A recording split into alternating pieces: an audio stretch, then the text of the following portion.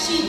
त्या मल्हारगडाच्या प्रसंगामध्ये शिवरायांना स्वराज्यात सुखरूप पाठवण्यासाठी या शिवाजी काशीचे बलिदान झाले आणि त्याच वेळी इतिहासाने माझं नाव सुवर्णाक्षरांनी लिहिलं गेलं. पण आता तुम्हाला एक प्रश्न गोंधळत असेल की हा शिवाजी काशी कोण? जर तुम्हाला जाणून घ्यायचं असेल की हा शिवाजी काशी कोण, तर आठवावं लागेल इसवी सन 1600 मधला तो काळ.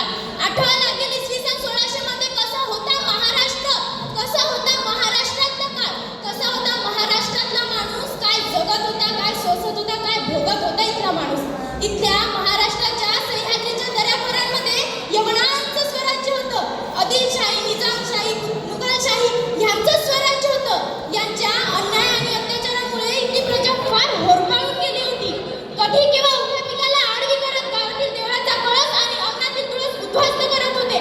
आपल्या आई बहिणींची अब्रू आपल्या घराच्या वेशीवर लुटली जात होती. पण कुणाच्या मनगटात ताकद नव्हती की तिथेच तलवार काढून त्या यवनांचा नायनाट करावा. पण त्या प्रजेच्या यातना, त्या वेदना, ते अश्रू मात्र एकाच माऊलीला दिसत होते आणि त्या माऊलीचं नाव होतं माझी जाऊ आणि कडाड्याची जाऊ. मी या रेतीला राजा देईन आणि तो राजा करेल त्या माणसांचं स्वतंत्र्याचं स्वराज्य, रयतेचं स्वराज्य. आणि बघता बघता या सह्याद्रीच्या दऱ्याखोऱ्यांमध्ये त्या शिवनेरी गडावर एक सुवर्ण पहाट उगवली आणि माझी जाऊ यांच्या पोटी एका शिवसूर्याचा जन्म झाला. तो छत्रपती शिवाजीराजा जीवावर खेळणारा आणि जीवावर उद्धार होणारा. त्यांनी स्वराज्यातल्या प्रत्येक माणसाला जागं केलं.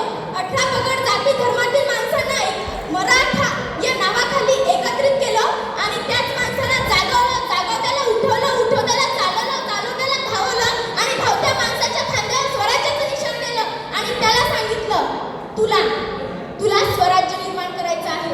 कुणासाठी? मी